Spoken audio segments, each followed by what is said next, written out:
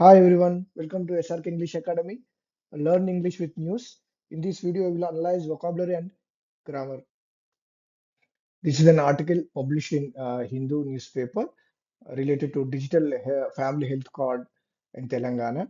So we'll read the news item and discuss vocabulary and grammar.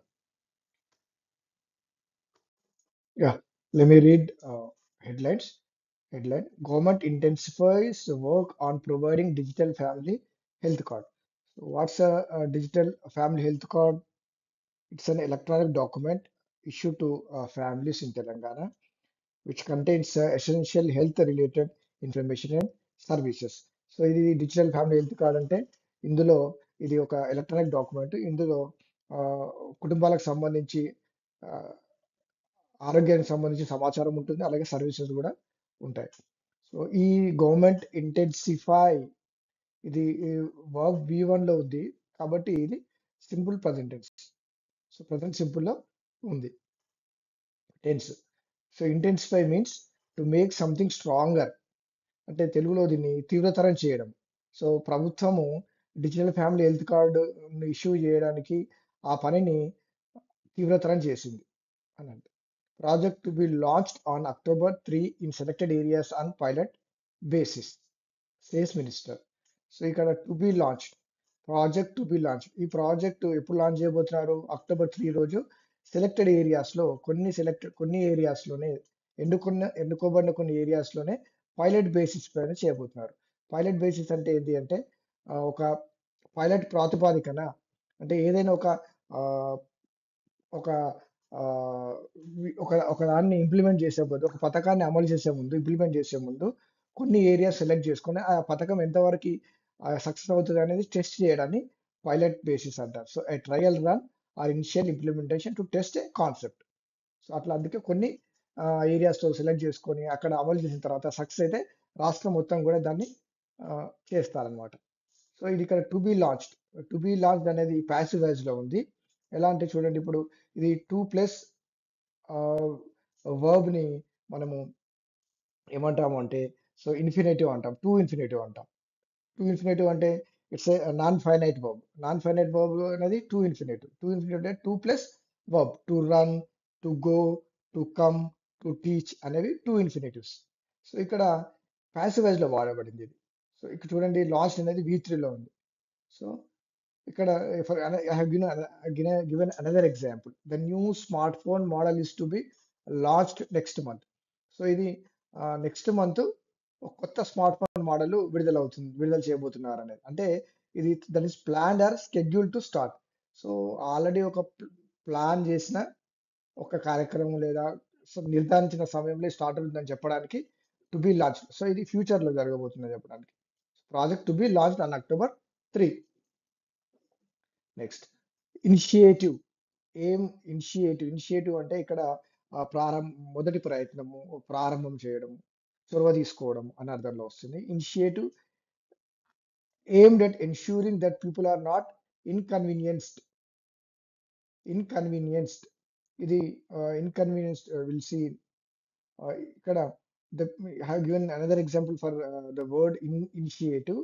Initiative means it's a noun, a new plan or process to achieve something or solve a problem.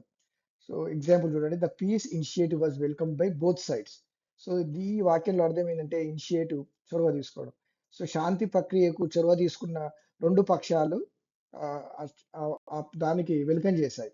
రెండు పక్షాలు, ఇరు పక్షాలు ఆ శాంతి ప్రయత్నాన్ని welcome చేశాయి అని ఉంది. Initiative aimed at ensuring that people are not inconvenienced in availing the services provided by the government. So ఈ మొదటి యత్నము, ఈ ప్రారంభం అనేది దేనికి ఉద్దేశించబడింది? ఎయిమ్డ్ ఎట్, దేని పట్ల ఉద్దేశించబడింది అంటే ensuring that people are not inconvenienced. Inconvenienced, convenience కి యాంటోనిమ్ ఆపోజిట్ ఇన్కన్వీనియన్స్. సో ప్రజలు ఇబ్బంది పడకుండా ఉండడానికి, సో అది దృష్టిలో పెట్టుకొని దానిపైన ఫోకస్ చేస్తూ ఈ సర్వీసెస్ గవర్నమెంట్ ప్రొవైడ్ చేస్తున్న సర్వీసెస్ ను అవైల్ చేసుకోవడంలో ఎటువంటి ఇబ్బంది రాకుండా చూడడమే వాళ్ళ యొక్క లక్ష్యము. Aim debt Okay, aimed at, it's a phrasal verb. Aimed at అనేది it's a phrasal verb. Phrasal verb అంటే ఏంటంటే, so it's a compound verb. It consists of a verb and one or more particles. So particle అంటే ఏంది? Particle can be a preposition or adverb. So ఇక్కడ aim అనేది ఒక verb, at అనేది ఒక particle. So aim verb, at preposition. Preposition ఉంటుంది, adverb ఉంటుంది. దాన్ని ఏమంటారంటే verb తో పాటు ప్రిపోజిషన్ వచ్చింది, దీన్ని ఫ్రేజల్ వర్బ్ అంటారు. సో దీని మీనింగ్ చూడండి, directed towards a specific goal or target. So ఒక టార్గెట్ లేదా గోల్ కు ఉద్దేశించి చేయడం. The preposition at is used to indicate the direction or focus of the action. So aimed at ensuring the new policy is aimed at reducing carbon emissions. So ఇది another example for phrasal verb aimed at. దీన్ని వాడుతూ ఒక example ఇచ్చాము. ఇప్పుడు కొత్త policy carbon emissions ను తగ్గించడానికి ఉద్దేశించబడింది లేదా లక్ష్యం చేసుకోబడింది అని అర్థం. Ensuring to make something certain to happen, ఏదైనా ఒకటి జరిగేటట్టుగా చూడడం, లేదా టు మేక్ ష్యూర్, ఏం జరిగేటట్టుగా చూడడము, ప్రజలు ఇక్కడ ఇబ్బంది పడకుండా, దేంట్లో ఇబ్బంది పడకుండా, ప్రభుత్వం అందిస్తున్న ఈ సర్వీసెస్ అందుకోవడంలో, అందుకోవడంలో పొందడంలో ఎటువంటి ఇబ్బంది పడకుండా చూసేదే ఈ చూసేది ఇందులో అదే ఆ ఇనిషియేటివ్ ఇప్పుడు వీళ్ళు తీసుకున్నారు. Avail, to make use of something. So providing means supplying or making available. So thank you for watching this video. So you can join the aimed at phrasal verb for I'll give some more examples. Pick up, take off, turn up. So these are all examples for phrasal verb. Okay. Thank you.